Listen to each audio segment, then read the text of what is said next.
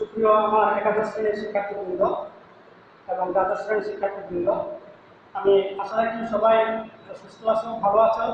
প্রতিদিনের মতো আমি আজও তোমাদের সামনে প্রবলিত সুশাসনের প্রথম অধ্যায় থেকে সুশাসনের বৈশিষ্ট্য নিয়ে আলোচনা করছি। আমরা এই দিকে আমরা আলোচনা করব।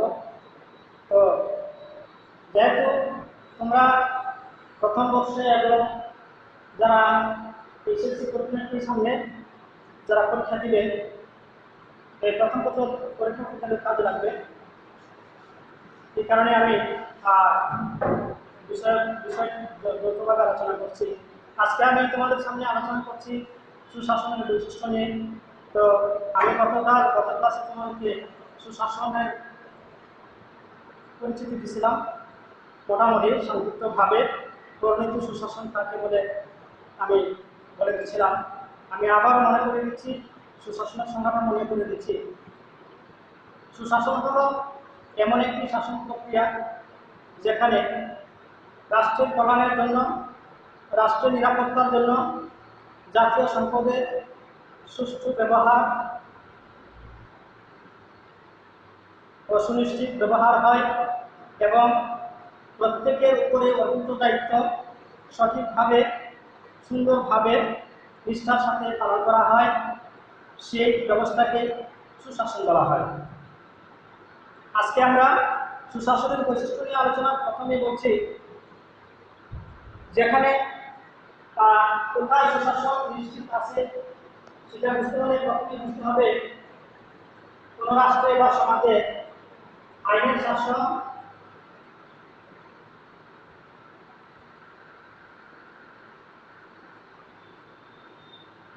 নিশ্চিত আছে কিনা। অর্থাৎ আইনের শাসন হলো সুশাসনের প্রধান বৈশিষ্ট্য এবং সুশাসনের প্রথম শর্ত হলো আইনের শাসন।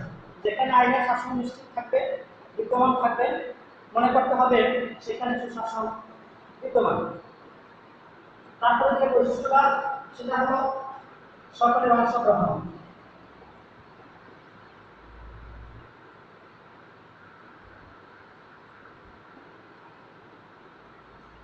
সরকারের অংশগ্রহণ করতে বোঝানো হচ্ছে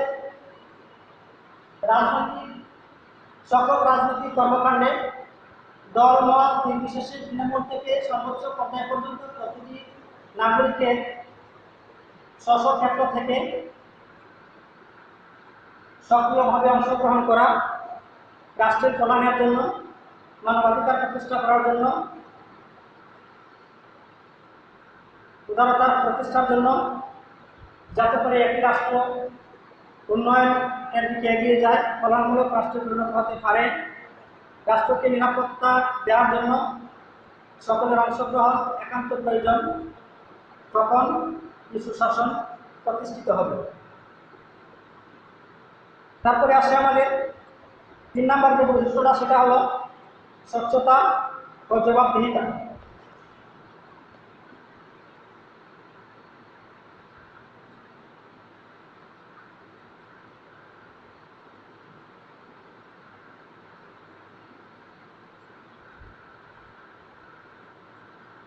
একটি রাষ্ট্র অর্থনৈতিকভাবে যত উন্নত হোক, ওই রাষ্ট্রে যদি স্বচ্ছতা ও জবাবদিহিতা নিশ্চিত না থাকে, বিদ্যমান না থাকে, তাহলে ওই উন্নত রাষ্ট্রের কোনো মর্যাদা থাকে না। এমনকি ওই রাষ্ট্রটি একটি উন্নত রাষ্ট্রে উন্নত হতেও পারবে না। কারণ আমরা যখন রাষ্ট্রের সক্রিয়ভাবে অংশগ্রহণ করব, রাজনৈতিক বিভিন্ন কর্মকাণ্ডে সক্রিয়ভাবে অংশগ্রহণ করব, তখনই আমাদের প্রশ্ন আসে এখানে আমাদের অংশগ্রহণের মধ্যে কতটুকু সচেতন থাকলো এবং আমাদের জবাবদিহিতা কতটুকু নির্ভরশীলতা থাকলো। যদি আমরা রাষ্ট্রের সক্রিয়ভাবে অংশগ্রহণ করার পরেও যদি স্বচ্ছতা না থাকে, আমাদের কাজের মধ্যে দায়িত্বের মধ্যে জবাবদিহিতা না থাকে, তাহলে কোনো অবস্থাতেই একটি রাষ্ট্র উন্নত রাষ্ট্রে পরিণত হবে না। উন্নত রাষ্ট্র তো দূরের কথা, রাষ্ট্রে সবসময় বিশৃঙ্খলা লেগেই থাকবে। এখানে দুর্নীতি, অপরাধ প্রবণতা, সামাজিক বিশৃঙ্খলা, রাজনৈতিক বিশৃঙ্খলা, রাষ্ট্রীয় বিশৃঙ্খলা সবসময় লেগেই থাকবে। কোনো অবস্থাতেই রাষ্ট্র নিরাপদ থাকবে না। কাজে আমাদের অবশ্যই স্বচ্ছতা আনয়ন করতে হবে, রাষ্ট্র পরিচালনা এবং জবাবদিহিতা নিশ্চিত করতে হবে এবং স্বচ্ছতা ও জবাবদিহিতা হল সুশাসনের অন্যতম গুরুত্বপূর্ণ বৈশিষ্ট্য। তারপরে যা আসে যে বৈশিষ্ট্যটা আমরা বলবো, আমি আপনাদের সামনে আলোচনা করবো, সেটা হলো সংবেদনশীলতা।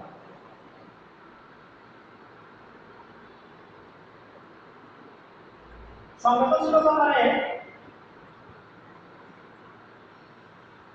এর আরেক নাম হলো সহিষ্ণুতা।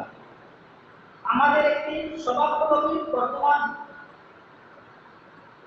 মানব আচরণের দিকে, বর্তমান জীবন আচরণে আমরা দেখতে পাই আমাদের খুব খারাপ একটি স্বভাব হলো আমরা সহজে অন্যের মতামতকে মেনে নিতে পারি না। তো আমরা যখন সমাজে বা রাষ্ট্রে বসবাস করতে চাই বা করব, আমাদেরকে অবশ্যই অন্যের মতামতকে সহজে মেনে নিতে হবে। যদি কারোর মতামত আমাদের সমাজের পক্ষে না আসে, সমাজের অনুকূলে না আসে বা রাষ্ট্রের কল্যাণে না আসে, কথাটা বা কারোর মতামত যদি রাষ্ট্রের বিপক্ষে চলে যায়, প্রতিকূলে চলে যায়, তাহলে তাকে মানে টর্চারিং না করে, তাকে বিরোধ না করে তাকে সংশোধনের সুযোগ দিতে হবে। তাকে সংশোধনের সুযোগ দিয়ে তার মতামতকে রাষ্ট্রের পক্ষে আনার জন্য তাকে সহযোগিতা করতে হবে। সেটাই হলো সংবেদনশীলতা। এবং সংবেদনশীলতার আরেকটি গুরুত্বপূর্ণ কথা হলো অন্যের ডাকে সাড়া দেওয়া। কারো ডাকে সাড়া দেওয়া হলো সংবেদনশীলতা। কারো ডাকে সাড়া দিয়ে সেখানে কোনো বয়সের কোনো সীমাবদ্ধতা নাই এবং কারো ডাকে সাড়া দিয়ে তাকে আশ্বস্ত করতে হবে, তাকে সহযোগিতা করতে হবে, তাকে সাহসী করে তুলতে হবে, তাকে রাষ্ট্রের পক্ষে সমাজের পক্ষে নিয়ে আসতে হবে, তবেই আমাদের মধ্যে সুশাসন নিশ্চিত হবে। তারপরে যে বৈশিষ্ট্যটা আসে সেটা হলো ঐকমত্যে পৌঁছানোর ক্ষেত্রে সহযোগিতা। হ্যাঁ, একমত হওয়ার জন্য কোনো বিষয়ে যখন আমাদের মধ্যে দ্বন্দ্ব হয়, মতানৈক্য হয়, দ্বিমত হয়, তখন আমাদের মধ্যে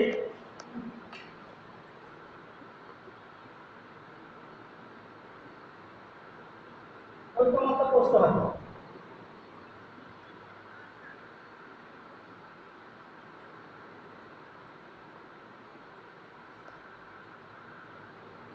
কোনো বিশেষ প্রয়োজনে কাউকে আমাদের সাথে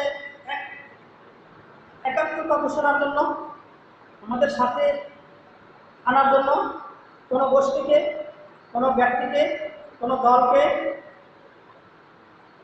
আমাদের সাথে ঐকমত্যে পৌঁছার জন্য কাজ করতে হবে, যাতে কোনো ব্যক্তি স্বার্থ বা গোষ্ঠী স্বার্থ, কোনো দলীয় স্বার্থ যাতে আমাদের বৃহত্তর স্বার্থকে, রাষ্ট্রীয় স্বার্থকে ক্ষুণ্ণ না করে, নষ্ট না করে, ক্ষতিগ্রস্ত না হয় যেন আমাদের রাষ্ট্রীয় স্বার্থ। সেই জন্য আমাদের সকলকে রাষ্ট্রীয় স্বার্থে ব্যক্তিগত স্বার্থ, দলীয় স্বার্থ, গোষ্ঠীগত স্বার্থকে পরিহার করে জলাঞ্জলি দিয়ে আমাদের রাষ্ট্রের স্বার্থে সকলকে ঐকমত্যে পৌঁছতে হবে। সেই ক্ষেত্রে একে অপরকে সহযোগিতা করতে হবে। তারপরে আসি যে বৈশিষ্ট্য, সেটা হলো সাম্য। সাম্য হলো সমতার নীতি। সবার একতা ঘোষণা করা, কোনো কিছুতে একতায় আসা, একতাবদ্ধ হওয়া, সামাজিক রাজনৈতিক সকল সুযোগ সুবিধার ক্ষেত্রে যাতে কোনো পার্থক্য সৃষ্টি না হয়, যার যা প্রাপ্য তাকে তাই দিতে হবে, যদি সেখানে আইনের শাসন থাকে, এবং সেক্ষেত্রে আইনের শাসন অনুসরণ করতে হবে। যদি আমরা আইনের শাসন অনুসরণ করে চলি, আইনের শাসন মেনে চলি, তাহলে আমাদের মধ্যে সাম্য প্রতিষ্ঠিত হবে এবং একটি সমাজ বা রাষ্ট্র সুন্দর সুশৃঙ্খল রাষ্ট্রে পরিণত হয়ে যাবে। তারপরে যে বৈশিষ্ট্যটা আসে সেটা হলো কার্যকারিতা ও দক্ষতা। আমাদেরকে অবশ্যই রাষ্ট্রের কার্যকারিতা নিশ্চিত করতে হবে।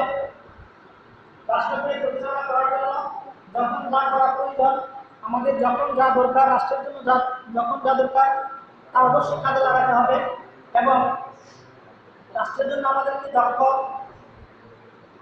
দক্ষ রাষ্ট্রপ্রধান দরকার হবে, দক্ষ আমরা দরকার, দক্ষ নাগরিক প্রয়োজন। তবেই আমরা আমাদের প্রতিটি গণতান্ত্রিক রাষ্ট্রে আমরা সুশাসন প্রতিষ্ঠা করতে সক্ষম হব। তারপরে যে বৈশিষ্ট্যটা আসে, লিঙ্গ বৈষম্যের অবসান। আমরা বর্তমান বিশ্ব পরিস্থিতি এমন পরিস্থিতিতে পড়েছি যেখানে লিঙ্গ বৈষম্য বেড়ে চলেছে। যেমন কয়েকদিন আগেও আমরা 15-16 দিন আগেও আমরা আমেরিকা যুক্তরাষ্ট্রে যে লিঙ্গ বৈষম্যের কারণে যে হামলা দুর্ঘটনা হয়েছিল,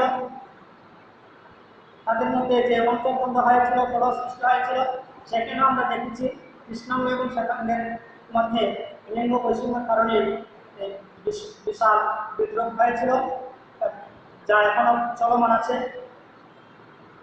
যে কারণে বর্তমান আমেরিকা বা যুক্তরাষ্ট্র এই লিঙ্গ বৈষম্যের কারণে অস্থিতিশীল পরিস্থিতিতে রয়েছে।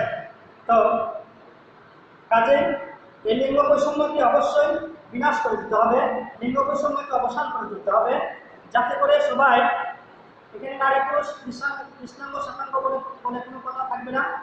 নারী পুরুষ কৃষ্ণাঙ্গ শ্বেতাঙ্গ সকলে মিলে, উঁচু নিচু ধনী দরিদ্র সকলে মিলে যেন আমরা সবাই যাদের প্রাপ্য সহজে পেয়ে যেতে পারি, ন্যায্য অধিকার যেন আমরা পেয়ে যাই, কেউ যেন কাউকে অবহেলা না করি,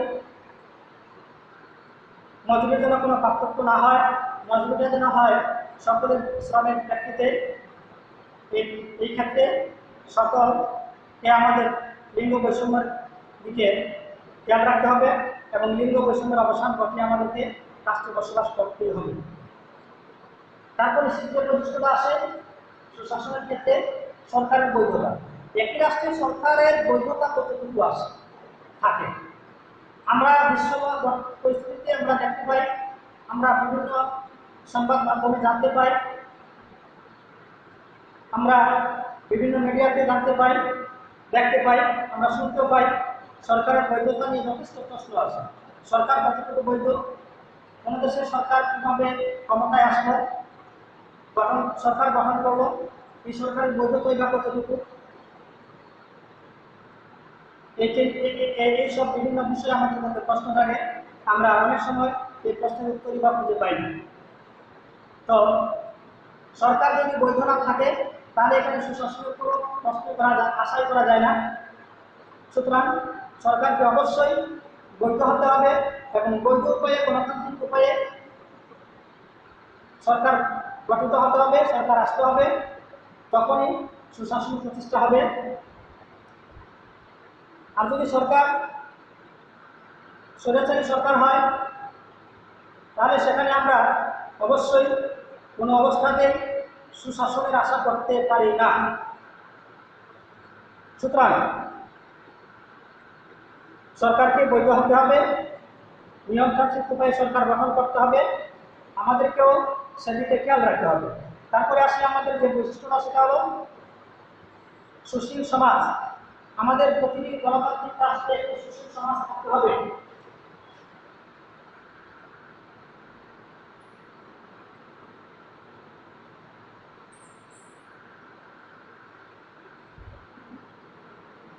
সুশীল সমাজ হলো এমন একটি সমাজ, তোমাদের আমি বিষয়টি ক্লিয়ার করে দিচ্ছি। সুশীল সমাজ হলো সমাজে এমন ব্যক্তিবর্গ যারা দল মত নির্বিশেষে সবকিছু উঠে থেকে নিরপেক্ষভাবে সমাজের জন্য ভাবে, দেশের জন্য, দেশের কথা চিন্তা করে বিভিন্ন সমস্যা নির্ধারণ করে থাকে। সম্পূর্ণ নিরপেক্ষভাবে এই সুশীল সমাজ দেশের বা সমাজের বিভিন্ন সমস্যা চিহ্নিত করে, নির্ধারণ করে এবং নিরপেক্ষভাবে তারা এই সমস্যার সমাধান খুঁজে বের করে কীভাবে সমস্যার সমাধান করতে হবে এইসব বিভিন্ন দিক নির্দেশনা দিয়ে থাকে। আমরা রেডিও, টেলিভিশন, সংবাদপত্র সহ বিভিন্ন পত্রিকা সহ বিভিন্ন মিডিয়ার মাধ্যমে আমরা সংবাদ মাধ্যমে আমরা দেখতে পাই, আমরা শুনতে পাই, তারা আমাদেরকে এমনকি রাষ্ট্রকে দিক নির্দেশনা দিয়ে থাকে। কিভাবে ওই সব সমস্যার সমাধান করা যায় এবং নিরপেক্ষভাবে এই কাজটি করে দেবে। তারপরে আসি আমরা সুশাসনের আরেকটি বৈশিষ্ট্য হলো বিকেন্দ্রীকরণ।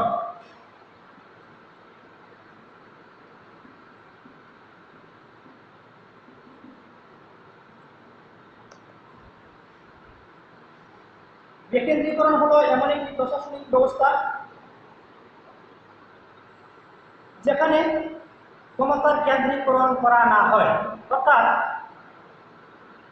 ক্ষমতাকে বা আমাদের রাষ্ট্রীয় দায়িত্বকে, এই যে আমি আগে বলছিলাম সক্রিয় অংশগ্রহণ, সকলের রাষ্ট্রীয় কাজে সকলের অংশগ্রহণের ক্ষেত্রে আমাদের কাছে যার কাছে যে দায়িত্ব, আমরা যে দায়িত্ব পালন করি, আমাদের উপরে যার উপরে যে দায়িত্ব অর্পিত হলো, সেই অর্পিত ক্ষমতা যেন একটা কেন্দ্রের মধ্যে প্রকৃত না থাকে, কেন্দ্রের মধ্যে না থাকে, ক্ষমতা যেন বন্টন করে দেওয়া হয় প্রতিটি সংস্থায়, উপযুক্ত সংস্থার ক্ষেত্রে। সেটা হলো ক্ষমতা বিকেন্দ্রীকরণ, যাতে করে একটি রাষ্ট্র পরিচালনা বা প্রশাসনিক পরিচালনা সহজ হয়। তারপরে আসে আমাদের যে বিষয়টি, যা আমাদের বিশেষ করে আমাদের রাষ্ট্রের জন্য গুরুত্বপূর্ণ আলোচনার বিষয়, সেটা গুরুত্বপূর্ণ একটা বিষয়, সেটা হলো গণমাধ্যমের স্বাধীনতা।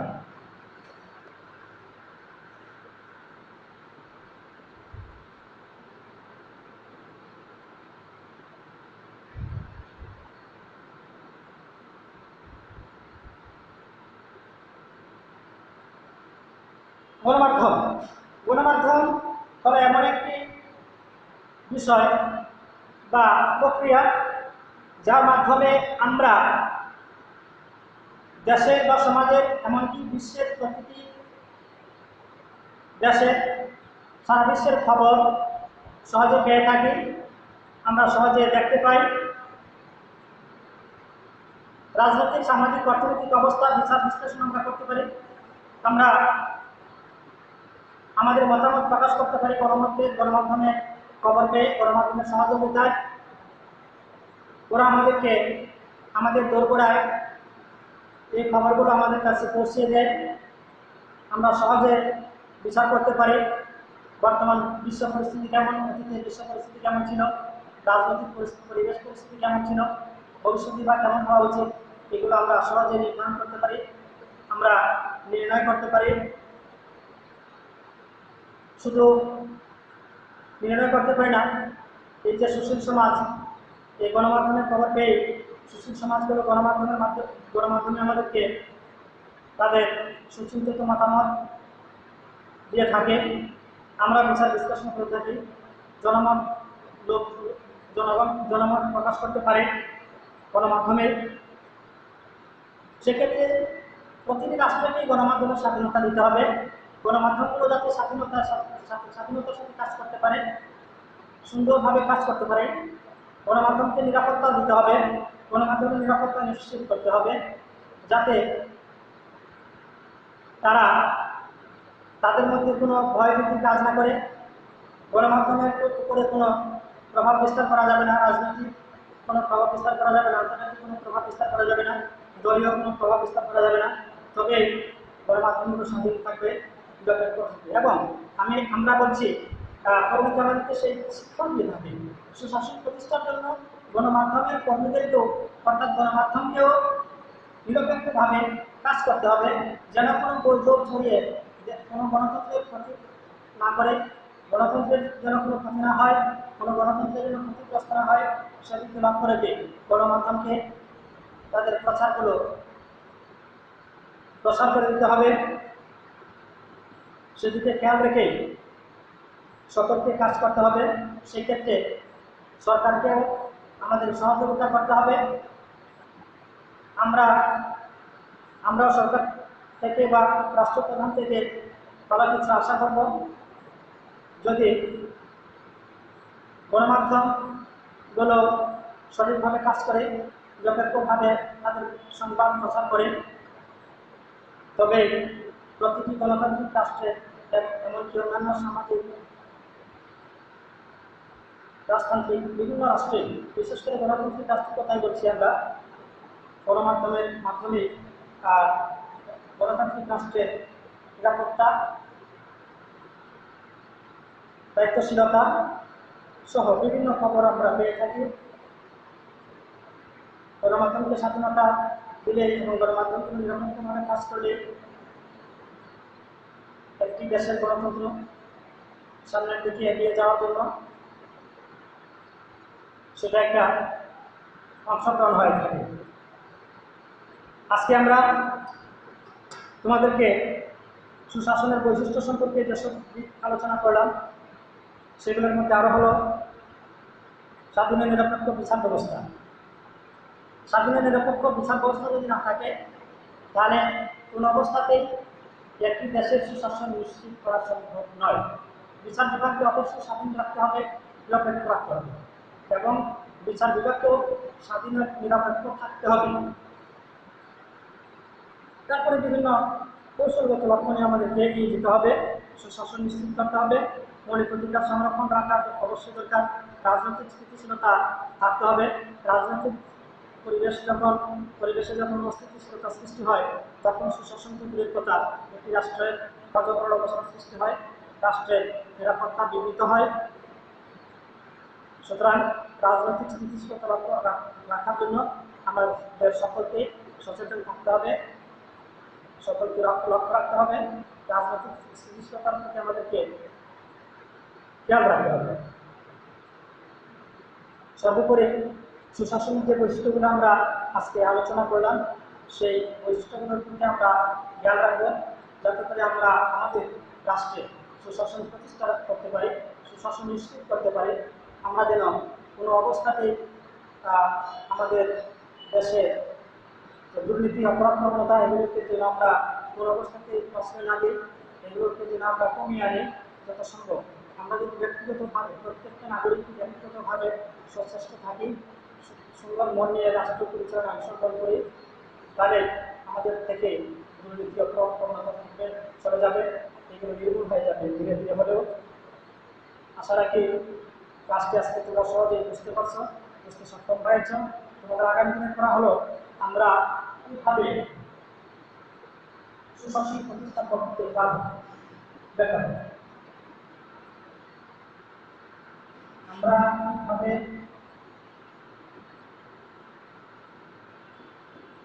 রাষ্ট্রের সুশাসন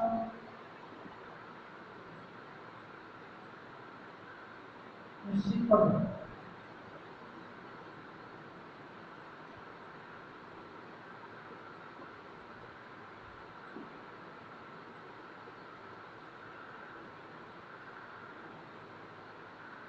এই প্রশ্ন করলাম, সেটা তোমরা শিখে ফেলবে। ধন্যবাদ। সবাই সুস্থ থাকো, ভালো থাকো, সবাই সুরক্ষিত থাকো। আগামী ক্লাসে অংশগ্রহণ করার জন্য, আগামী ক্লাস শোনার জন্য তোমাদের নির্দেশ করা হলো। তোমরা নিয়মিত ক্লাসগুলো দেখবে, আমরা নিয়মিতভাবে ক্লাসগুলো চালিয়ে যাবো ইনশাল্লাহ। সবাই সুস্থ থাকবে।